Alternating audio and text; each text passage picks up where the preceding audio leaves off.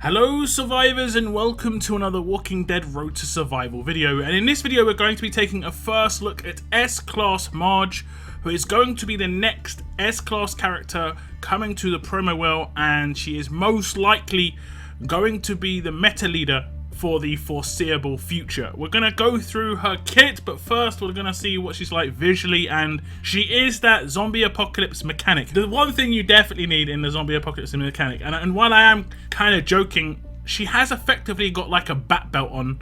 You know, she's going to be able to get into any building, get into any vehicle, be able to get the hands on supplies. She also got this massive spanner. We call this in the UK a spanner. I think in America you call this a wrench, right?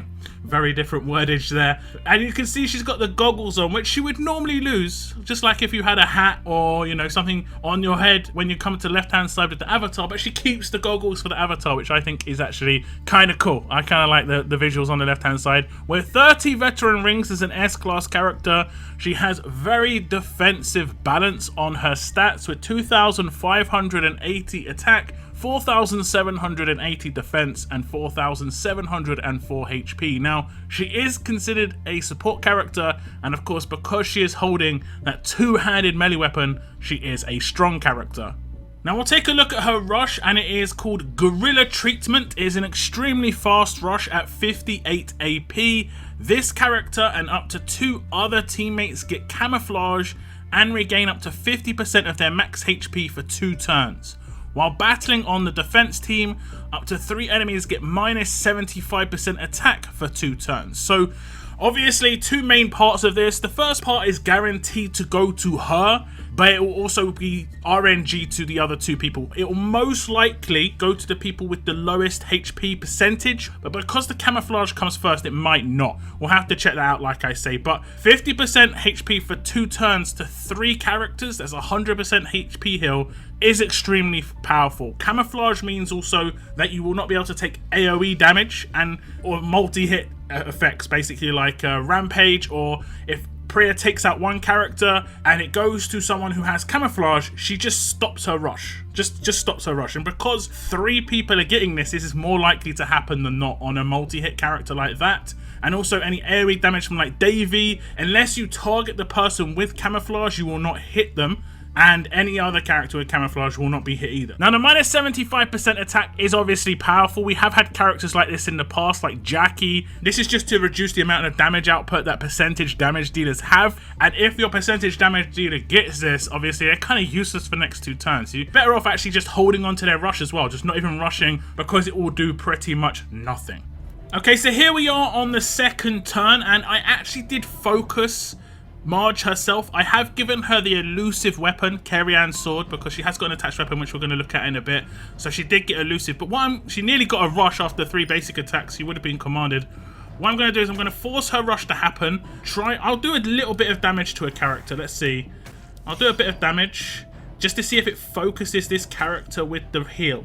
Okay, we're just going to see if it focuses this character with the heal. Here comes a heal. And the heal does seem to focus this character, but you can also see that Rick in the top left hand corner got the camouflage. So the way camouflage works is if I rush the top line here, I'll hit Frost, but you'll see a blue animation go over Rick because he's blocked the damage, because he is not the focus of the damage. It blocks all basically secondary damage, but it doesn't block the effects. You can see that he's still got the trauma from the rush, just not any of the damage. So obviously the rush is extremely powerful. The heal rate is going to be nuts. It did heal Willie there, and while he got to nearly max HP, obviously a character like that has overheal. He's going to be boosted up above his main HP. Overheal with this character would be actually a really good combo. Now, you also saw with the camouflage, the block of the damage was actually pretty good, and the 75% attack down, of course, just massively reduces my outgoing damage. So quite a reasonable adrenaline rush. The main thing here is it's really quick. It's really quick. So quick, in fact, that on a defense team, she does not need AP on attack. She would just need stats. It's one of the few characters where you can just build a stat weapon on them. But if you did want to get a potential first turn rush, which it was really close to getting on that little bit of gameplay there, you would have to give her AP on attack to give her as much AP as possible, of course. But going across to the active, this is where things start to heat up a little bit. Recover all penalties bleed resistance, and infection resistance. It's got an initial cooldown of 1 and a cooldown of 2, number of uses 5. This character and up to 2 other teammates recover from all penalties and get 100% bleed and infection resist for 2 turns. Being a first turn active means she'll pop this off first turn no matter what, unless she gets dazed or controlled in any way. And this is basically going to eliminate bleed and infection teams against anyone who runs up against Marge in a team. Unless you can control her first turn, that attack option is pretty much done. Okay, so this time when attacking, Marge will do a first turn active. I'm just going to get everyone to attack Willy here. And what you should see is she do her active straight away. And Willy will get cleansed of stun, and he'll attack. He'll also get the infection and bleed resist. So will Marge. It will always go to Marge, and then so will Frost. It should prioritize someone with a penalty to cleanse every single time. And these are the grades of her active. If you didn't upgrade it at all, it would be initial cooldown 3 instead of 1, cooldown 4, and number of uses 3. And I'll just show you as I go up. Everything in the turns will change. I don't think too much changes when it comes to the active itself. The only time it changes when it goes to 5, it goes to 2 other characters. So if you don't like the initial cooldown of 1 and you prefer it to be initial cooldown of 2, you can get it to 5. But if you don't like the initial cooldown of 2 and you want her to guaranteed rush before she actives, you could go to 3 just so it has a little bit of a better cooldown. Now personally, I would prefer it to go off. I like this active skill. Even if there is counters to it with trauma, there is ways to sort of penalize characters and teams that have an early cleanse. But majority of the time, especially against infections teams, you want to get ahead of that rather than letting that take control. So active, more powerful I think than the rush. The rush is good, but the active's more powerful for sure I think. However, we're going to move on to the leader skill, and this is where things warm up just a little bit more. Just a little bit more. As we check it out, all strong and fast teammates get 40% defense and 40% HP. This is exactly the same as Lao Po's lead skill. However, it does change from, I think it's a medium bonus to AP when taking damage, to at the beginning of each wave, all enemies get 800 exhaust for 2 turns. This would mean that if you have any AP gain characters outside of normal weapon AP gains, like AP on attack or leader skills with AP on attack or AP on defense, or even weapons with AP on defense, you will take 800 damage for every 10% AP you gain. So if a character has 60% AP gain on an active to 2 people, like Doc Stevens, those characters that get hit with that will take 4,800 damage if they gain 60% AP. So we attack Marge as a leader now, and as you can see, everybody got exhausted, and instantly Andrea took a lot of damage. 2,400 damage off the bat. This is because she gains 30% of her AP every turn. She's guaranteed to be taken down turn 2. Doc Stevens, he does not have a resist. He's guaranteed to take himself out. Lots of damage, 8,000. Now we have got a very weak character on this defense team. This is just to show you what it would be like if you did take Norin against this team and take somebody out. She'd take herself out and also damage other characters as well. This is the potential of that leader skill. We had a tower a couple of weeks ago in War that was pretty much identical, and that was giving you a good little intro to what this is going to be like. So if you had trouble with that tower with the teams you run, you might want to rethink an attack team when it comes to coming up against Marge here.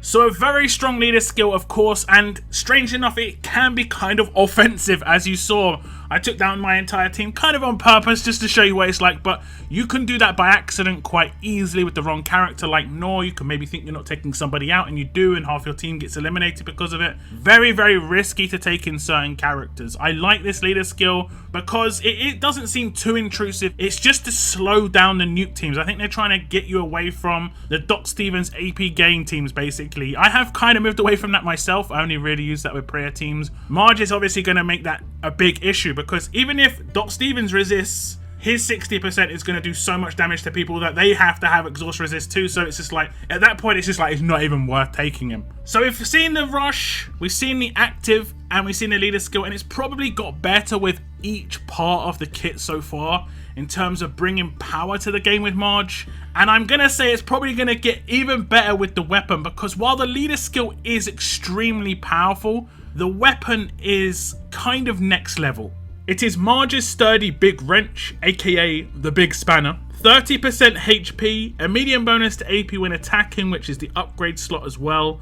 And like I said before, you don't have to have AP on attack here. You could effectively just give her defense and she'd still get her rush just as quickly. Now the third slot, which is considered a tier 3 special, and I'm honestly going to say this is like a tier 5 special. If it existed, tier 5. At the beginning of each wave, this character and up to 4 teammates get 100% stun resistance for 1 turn and Guardian Shield. This is obviously countering 2 things. It's doubling down on the nuke resistance, where Guardian Shields to stop heavy instant damage, but the 100% stun resist is to stop people from using Mercer as an attack lead, which is pretty much not what Mercer was designed for, and a lot of people are using him that way for early defense team control. No AP gain, no weapons working, because obviously third slots don't work when stunned. Obviously you can resist that, but I've seen a lot of people utilizing Mercer as a lead, and that's not going to work anymore. The Guardian Shield part of this is kind of like my nemesis. I have talked about this in the past, where Guardian Shield, I don't get on with Guardian Shield too much. There's not much to counter it in the game. You have to basically waste an attack to get rid of it. Now you could potentially take in collateral characters or splash damage characters, but at least one character on your attack team has to get that initial entry. Otherwise, there's no way of, gaining AP. So that'll most likely be your command. So we attack again with the same team. This time Marge has got her attached weapon in her hands and not another random weapon. And as you can see, 100% stun resist to everybody on that first turn. That's to stop, pretty much just going to stop Mercer leads. It will obviously have the added bonus to stop stun on attack weapons for that first turn. But the big thing is there's a Guardian Shield on every single character. Now, Marge does not have to be a leader for this to happen. Javi could be the leader here, and Marge could be the secondary character, and this would still happen because it's on her weapon. It isn't to adjacent characters, it's to everybody. It isn't to specific traits, it's to everybody. She could be an off-trait team. She could go on any team, and this weapon's going to happen. And in my mind, this weapon is where Marge's main power is, just because it can be used on any team. When you see her as a leader, it will be problematic, no doubt. I have zero doubt it's going to be an issue. But at least you know what you're facing in that situation. Now you're going to be facing a Pete team with a Marge on it. Now you're going to be facing a Javi team with a Marge on it. Now you could be facing any team with a Marge on it, and that weapon is kind of disgusting. I think potentially it should have been like adjacent characters so it wasn't as powerful, because then at least it would work the same way as a leader. But then if she wasn't the leader, it would only be 3 characters getting Guardian Shield and the stun resist. But right now, damn. She also doesn't need AP gain on her weapon to get 2 attacks then rush on any defense team. So that means that you can buff her stats up massively with her weapon. 30% defense, 30% HP, and ramp those both up. Her defensive stats, even without leader bonus, are always going to be generally high in those cases. So an extremely powerful character, and most definitely the meta leader for the foreseeable future. Marge brings a lot to the table, and she just got stronger and stronger and stronger as we went through her kit. Her weapon obviously takes the prize, and that is, I've always talked about it. Guardian Shields is my nemesis. You're going to have to start crafting those splash damage and get those collateral characters rolling, because those Guardian Shields are going to be so frustrating. So frustrating. Everything's going to get slowed down when it comes to attacking in war. And when it comes to onslaught, no more infection teams. This is going to be difficult, guys. This is going to start getting really difficult to attack again. But I do prefer this kind of leader as someone who would have to face it over, let's say, confused to everybody or stunned to everybody, because at least I can tactically approach this a little bit better, whereas that is complete RNG, not that enjoyable at all. But do tell me what you think about S Class Marge. She is the next promo character coming to the game. Now, I have talked about the kind of character that I want to pull for, and a defensive character was it, and the one that I could use on every team. Yes, please. So this could be the one, guys. We'll have to wait and see. I will decide in the next 24 hours or so. But do give me your thoughts on Marge down below. Is it a character that you'd want to pull for? Thank you very much for tuning into my video. And as always, keep on surviving, guys. Keep on surviving.